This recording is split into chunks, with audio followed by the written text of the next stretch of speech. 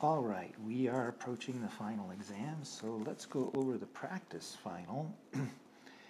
I'll do this in a number of lectures. I'll do the entire first 6 problems in this lecture, I think, unless it takes too long. And that is last year's final exam, or that's the 2018 final exam. So we'll do the entire exam from last time in one shot here, and then next time we'll do some of the other problems. This practice final, of course, is very long.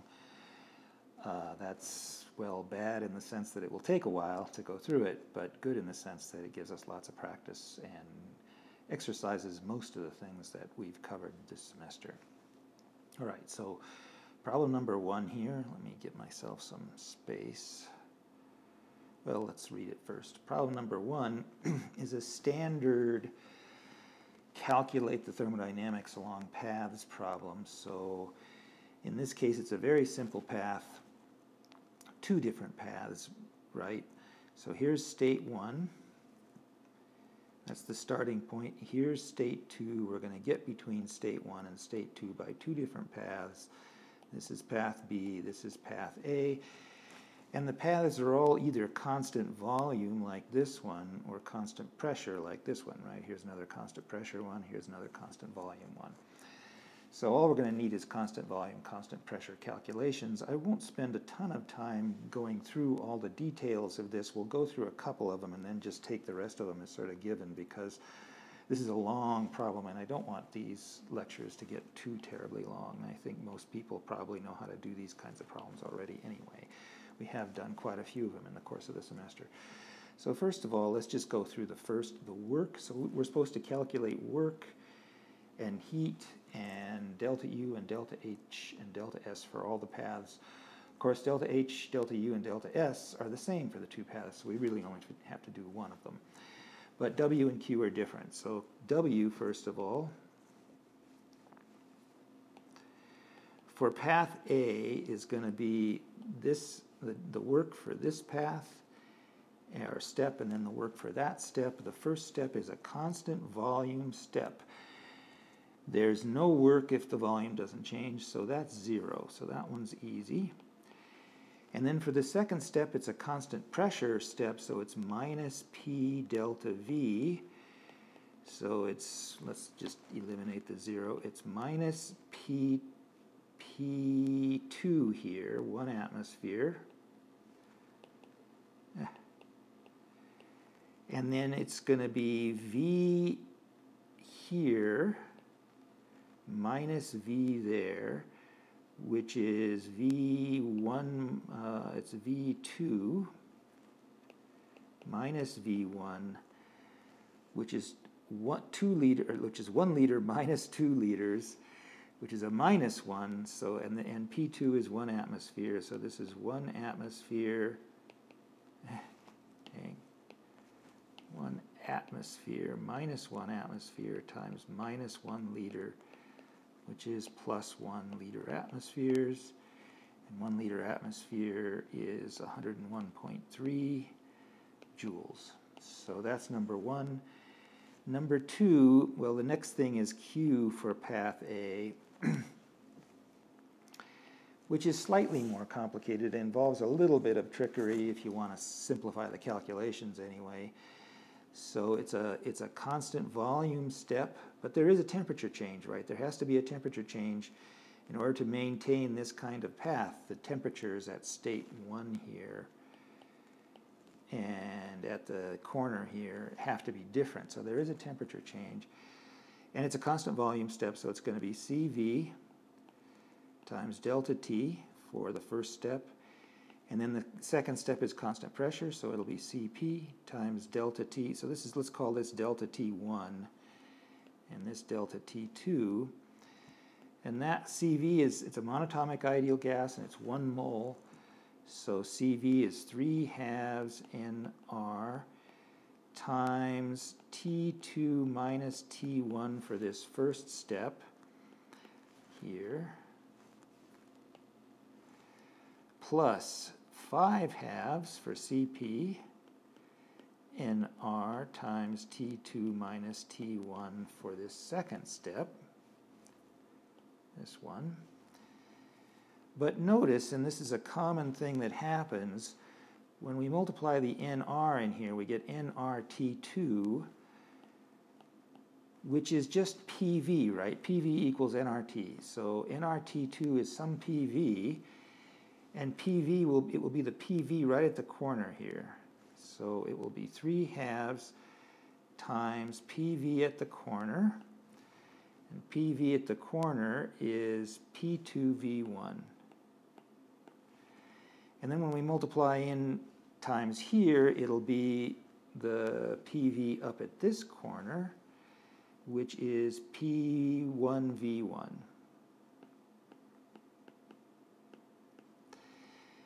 And then the same kind of thing for the second step, except that it's different corners, will give us P2V2 minus P2V1. And so that boils down to 3/2 times V1 times P2 minus P1 plus 5/2 times P2 times V2 minus V1. So that makes things a little bit easier. Now everything is simple numbers. And so it's 3/2. V1 is 2 liters.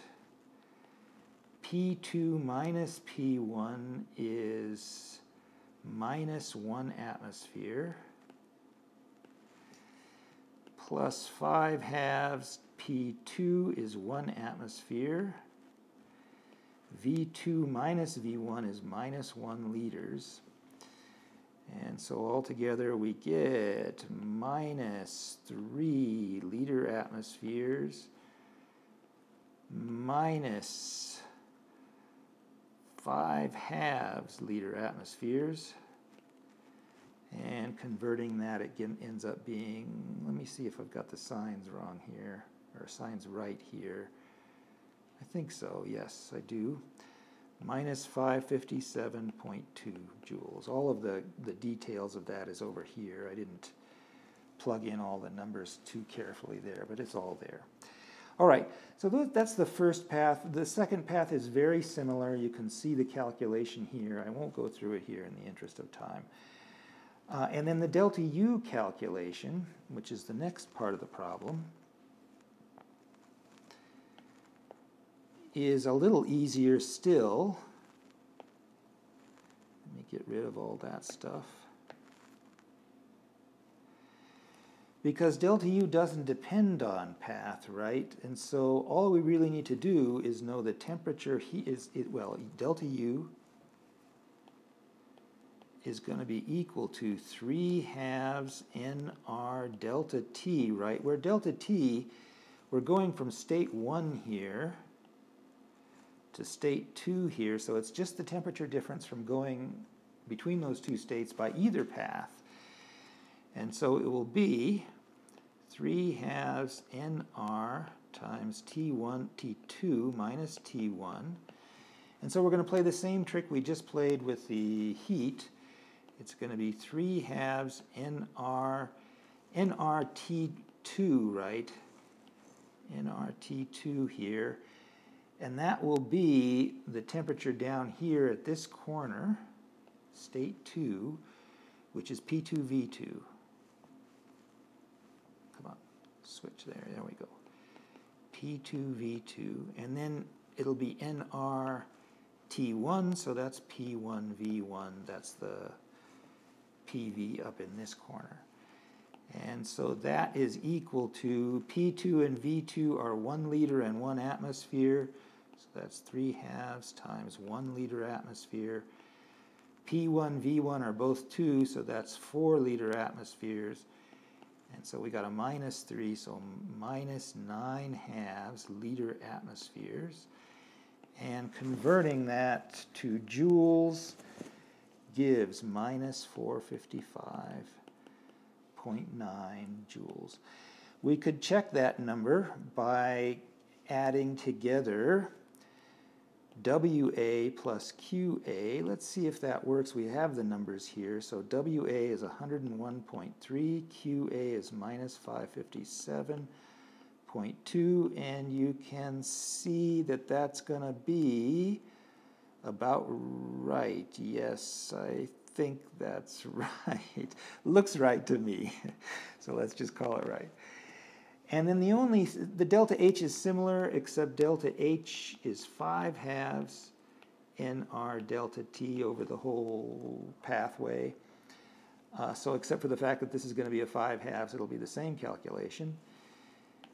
And then the last thing is the entropy change, which, will be the following. So delta S now is going to be, I'm going to do it step by step along path A. I could, of course, choose path B, but there isn't any sort of overall formula that we can use like there was for delta U and delta H. So delta S for step A, first let's just write it, delta S for step A, for step 1 of step A, of path A, and then for step 2 of path A. So delta S for step 1 of path A, that's, let me erase some of this garbage here.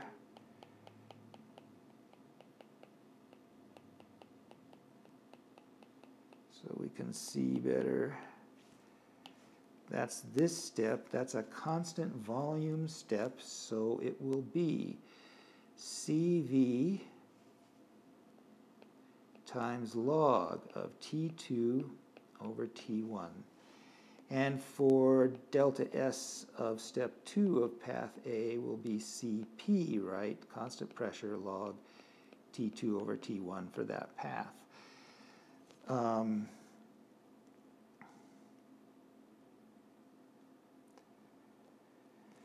So what's T2 over T1? Well, T2 is equal to the temperature down here, which is P2 V1 over N times R, and T1 for that step is the temperature, come on, up here, and that's equal to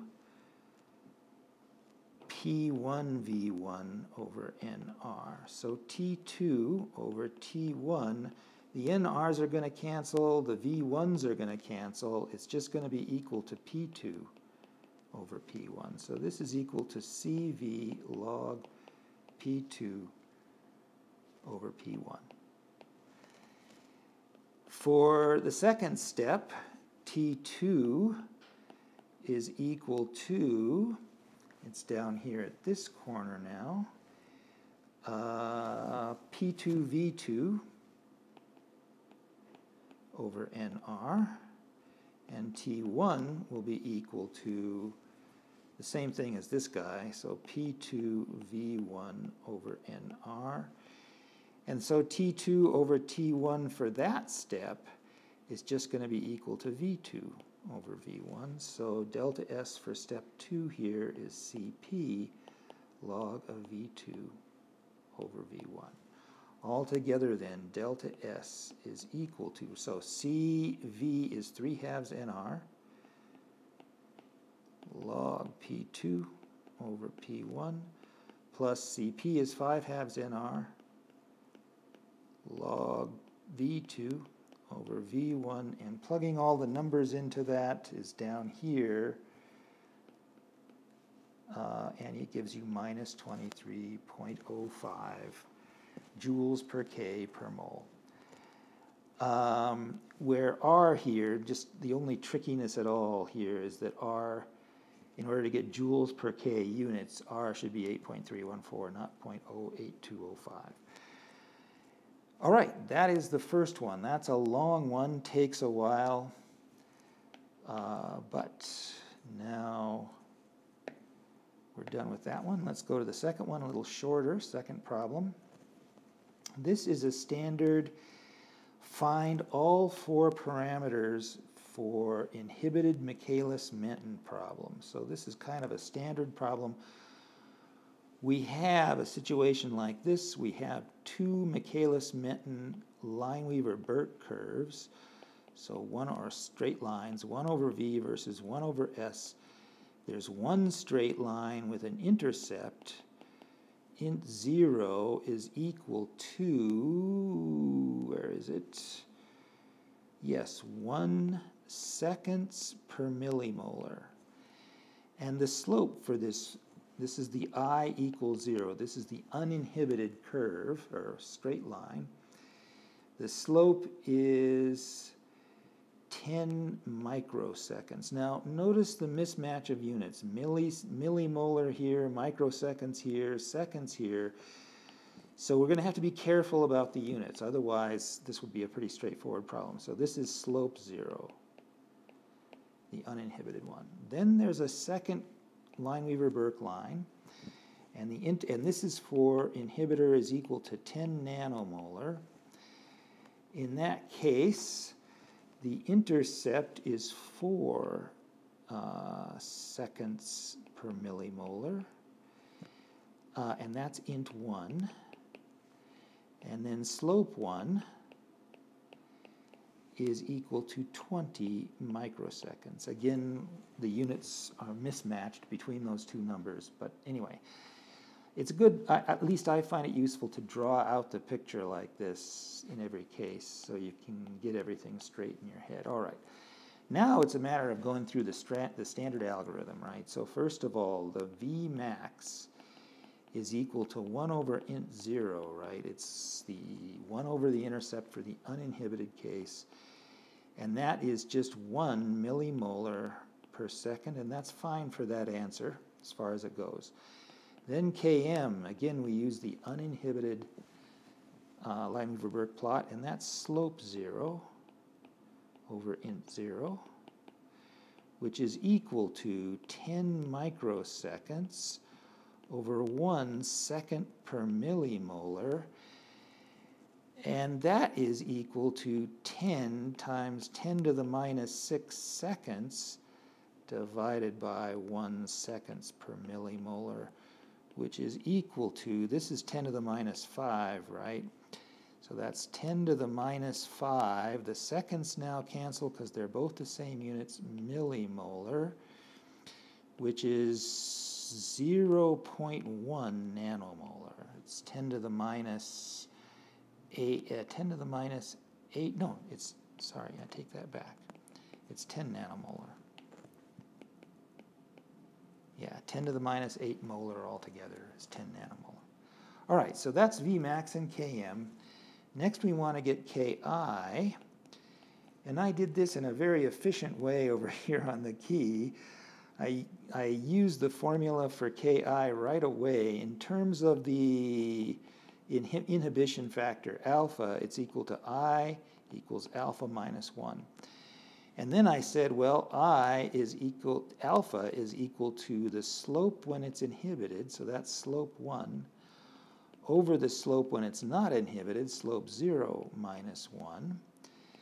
And that is equal to, the inhibitor concentration was 10 nanomolar divided by, the two slopes are 20 and 10, and therefore this slope ratio is 2 minus 1, which is 10 nanomolar. Same thing for Ki prime now, except for alpha prime instead of alpha. And alpha prime is the ratio of the two intercepts, so it's I over int 1 over int 0 minus 1.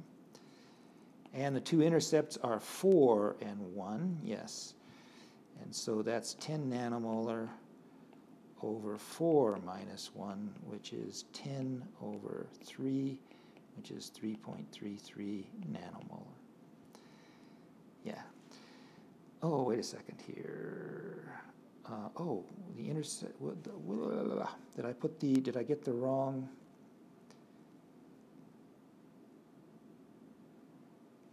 I wrote 10 nanomolar here for the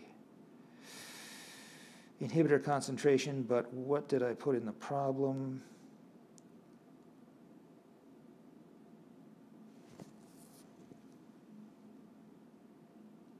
1 nanomolar, so sorry.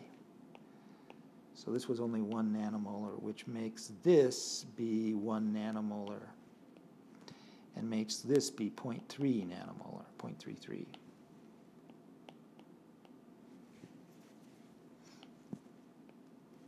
Okay.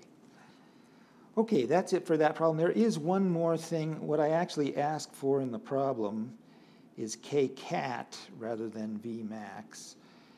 And K-cat, well, Vmax is equal. I didn't put it in the key. I should have, but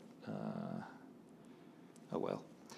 Vmax is equal to K-cat times the enzyme concentration, and therefore K-cat is equal to Vmax over the enzyme concentration. Vmax was 1 millimolar per second,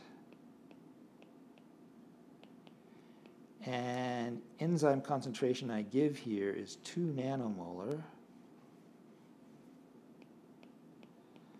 So that is equal to 10 to the minus 3 molar over 2 times 10 to the minus 9 molar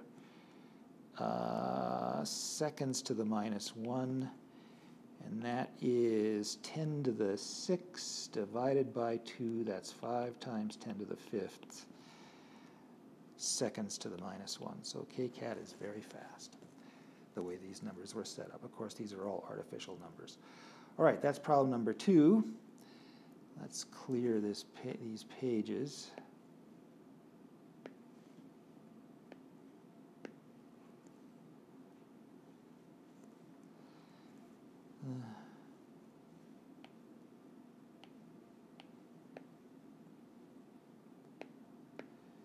That's just notability not clearing correctly. All right, there we go.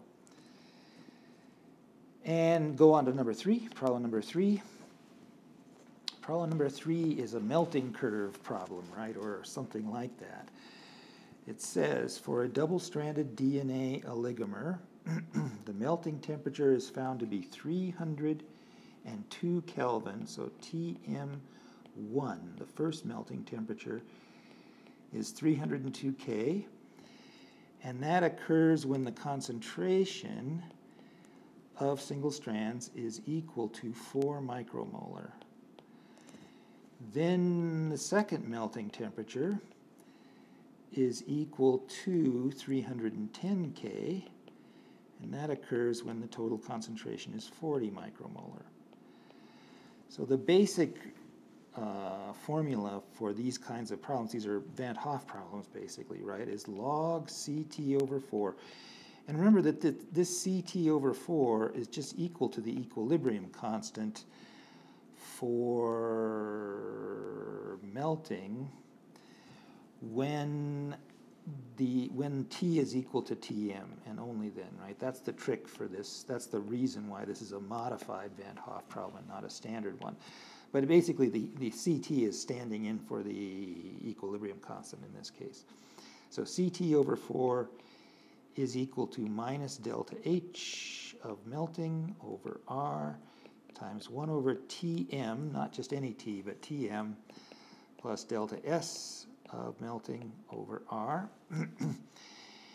And it's useful in this case to turn this into the two-point formula for the Van Hoff.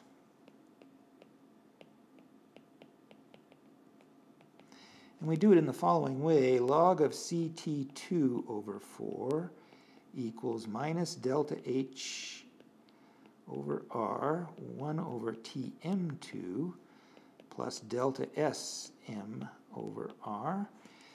And log CT1 over 4 has to equal minus delta Hm over R, 1 over Tm1, right? Delta H and delta S are the same for both of these, but the concentrations in Tm's have changed. So subtract this guy from this guy gives you log of CT2 over CT1. The 4's cancel out. that's equal to minus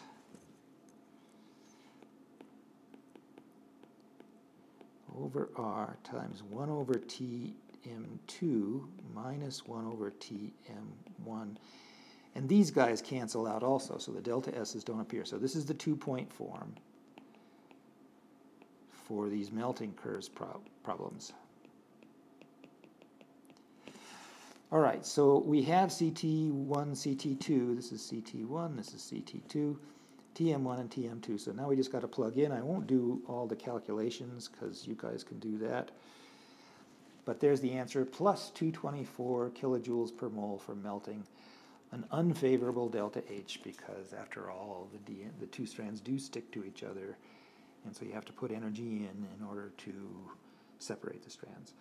Then delta S, we can get delta S also from our Van Hoff equation, right? Log CT over 4 is equal to minus delta H, which we now know, over R times 1 over Tm plus delta S, these are for melting again, divided by R. And so solving for delta S gives delta H melting over Tm plus R log CT over 4, and we can just plug in, we can plug in either the Tm2 and CT2 or Tm1 and CT1. We should get the same answer. And the answer is over here. I did all the algebra. Delta S is 626.9 joules per K per mole, positive, of course, which is favorable. We saw in the lectures that favorable entropy change when the double strands melt is mostly due to chain entropy, to the freeing up of single bond rotations in the backbone. All right, that's number 3. Number 4 then, let me just get myself some new space here, is a calculate the entropy due to freeing up of bond rotations again, only this time for a peptide. Let me expand this, oops. Let me expand this a little bit. So it says the polypeptide backbone for a protein chain has 3 bonds per residue. That's these 3 bonds, A, B, and C. When the protein is folded in an alpha helix, these bonds are less free to rotate than when the protein is in an unfolded or random coil configuration. And here's how much more free, right? Bond A has 3 times as many states when it's free, when it's random coil. Bond B is the same, and bond C has 3 times as many states. Given the numbers in the table above, estimate the change in chain entropy per mole of residues. So delta S is equal to, in this case, R, since we're going to use macroscopic units, log W2 over W1. We want to know the change when it melts, or when it goes to the random coil configuration. So that's R log W coil over W helix. And what's W coil? Well, there's 3 in this bond, 3 in this bond, 1 in that bond. It's 3 times 1 times 3, which is 9. So R log 9 is the answer, and that turns out to be 18.3 joules per K per mole. I guess I'd warn people that, again, I haven't started the exam yet, so I don't really know what I'm going to put on it, but these kinds of problems are useful. All right, number 5 is an enthalpy of annealing problem, or really an enthalpy of melting problem. So if the enthalpy of annealing for a DNA oligomer, this reaction, right, the annealing reaction, not the melting reaction, is minus 250 kilojoules per mole. So let me give myself a little bit more space over here. Delta H annealing is minus 250. And if the entropy of annealing is minus 600, favorable delta H, unfavorable delta S, find the fraction of DNA chains F equals HA, HB, that's double-stranded, right, over the total amount of stuff, which is RA, one of the strands, plus HA plus HB, right? This is the total amount of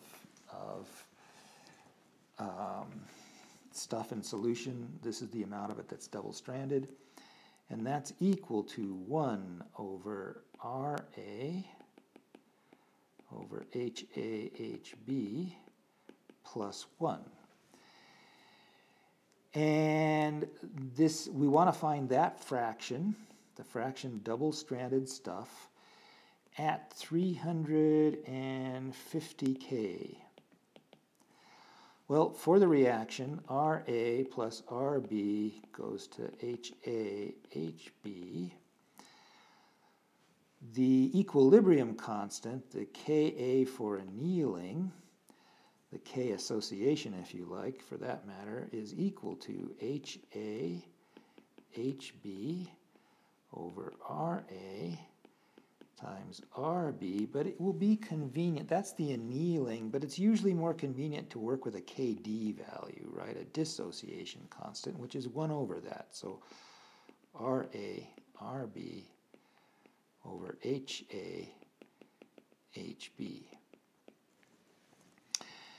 And then Ra, the quantity Ra over Ha, Hb, which is what we need here for our fraction, that's equal to Kd over Rb, but Rb is equal to Ra, and so it's Kd over Ra. And so our fraction of double-stranded stuff is 1 over 1 plus Kd over Ra. That's the standard fraction formula, right, for any association-dissociation reaction. So this should not be surprising. You could have just written it down really from the beginning, but I re-derived it here because it helps keep things straight, right? Which exact form of this do you need? Well, if you re-derive it like that, then you're sure that you've got the right form. All right, now we need Kd at 350 K. And that's going to be delta H for melting, right? Minus T times delta S for melting. Oh, sorry, delta G, that's going to be, sorry, I'm skipping a step. That's the delta G. Kd is e to the minus delta G, G for melting over RT. And delta G for melting is equal to delta H for melting minus T delta S. That is equal to, I calculated it up here, I won't do the arithmetic. It's minus 250,000 minus 600, 350 K gives minus 40,000, minus 40 kilojoules per mole at 350. Then we plug that up into the Kd value and do the arithmetic, and that gives 1.07 times 10 to the minus 6. So that means that the fraction, the thing we want, the fraction double-stranded at 350 K is equal to 1 over 1 plus 1.07 times 10 to the minus 6. That's Kd divided by Ra, and Ra is 1 micromolar, it says. So that's 10 to the minus 6 molar. And that is equal to 1 over 1 plus 1.07, which is 0.48. So it's just about half double-stranded, very close to half double-stranded, which means what? It means we're very close to the melting temperature, right? When you're exactly half double-stranded, it is the melting temperature. And so this is about equal. The melting temperature is close to 350 K for this particular setup. That is number 5. And the last problem for last year's exam is the following. It says, let's just read it here.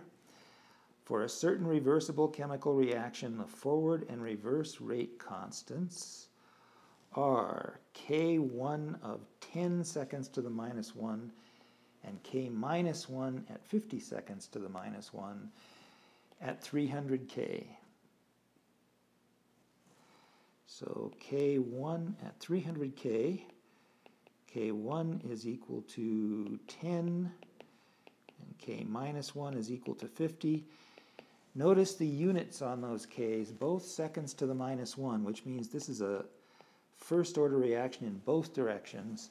So the reaction has to be this one, this simple one. Then at 320 K, K1 is equal to 40 seconds to the minus 1, and K minus 1 is equal to 100 seconds to the minus 1. First thing I notice when I see these numbers is I notice I went up by 20 degrees. That's 2 steps of 10, right? And remember the rule of thumb that if you go up by 10 degrees, the rate constant increases by a factor of 2. Well, here we went up by 20 degrees, so the rate constant ought to increase by a factor of 4. And that turns out to be exactly true. But remember that that rule of thumb works when the energy of activation is about equal to 50 kilojoules per mole. And look, the rule of thumb works. 2 steps of 10 and a factor of 4 means that we're going to expect right away, before we do any calculations, that the energy of activation is going to be about 50 kilojoules per mole. On the other hand, for the backward reaction, the 2 steps of 10 only involved a factor of 2 in the increase in the rate, in the backward rate. And that means the backward energy of activation in the reverse direction is going to be less than 50 kilojoules per mole, right? Smaller barriers mean weaker dependence on temperature, and we have a weaker dependence on temperature than the rule of thumb here. So we're going to have a smaller than 50 kilojoules per mole, which means our reaction energy diagram is going to be something like this, right? We have a small barrier on one side and a larger one on the other side. We don't know the numbers for this one yet. We don't really know the numbers for either of them, but we already, before we do any calculation at all, we already have a pretty fair idea, a rule of thumb idea, how this problem is going to work out. All right, so the first part of the problem asks us to calculate the energy of activation in the forward direction and the pre-exponential factor in the forward direction and also in the reverse direction. I won't go through this. We've had about a zillion of these kinds of problems already this semester. It's a standard Arrhenius formula problem. And we do indeed get 55.3 kilojoules per mole for the forward activation energy. And we get something less, about half that actually, for the reverse activation energy, 27.7. And then the pre-exponential factors are 4.3 times 10 to the 10 and 3.3 times 10 to the 6. And so we have all 4 numbers for the first part of the problem. The second part of the problem says to find the delta H and delta S values for this. Now, there was a problem like this in the last exam, in exam 3, and people did this problem by subtracting the energies. Let's see, it was the energy in the reverse direction minus the energy of activation in the forward direction. I can't remember which way it is, honestly. Which works, it's fine, but it's a bad way to do the problem. It works in these sort of on paper classroom problems. It won't work very well in real life. So I want to encourage people not to. Here's that alternative formula, and then people did the same thing with the delta S value, and it works okay. The answers were a little bit off. I marked them all right. But I would encourage people not to do it that way. You have the forward and reverse rate constants at both temperatures, which means you can get the equilibrium constants at both temperatures. Once you have 2 different equilibrium constants at 2 different temperatures, you can use straightforward Van Hoff to get delta H and delta S, and that's the much better way to do it, especially when you're out of a classroom setting and in some sort of realistic setting.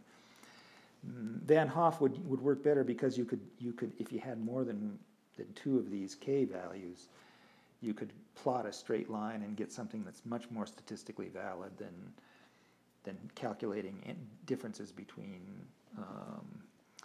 activation energies. All right, so that's what it is. It's a Van 't Hoff problem here. Delta H is minus R log K2 over K1 over 1 over T2 minus 1 over T1. You get 27.7 kilojoules per mole for the delta H, and you get 79 kilojoules per mole for the delta S. The delta H value, of course, is this difference, which is positive in this case, and indeed you get a positive value. So the reaction energy diagram that you could draw for this problem does indeed look like the sort of approximate rule of thumb one that we thought of at the beginning. All right, that's the first 6 problems. On the practice exam, that's last year's final, or last time's final, and we'll go on and do more of the practice exam in the next lecture.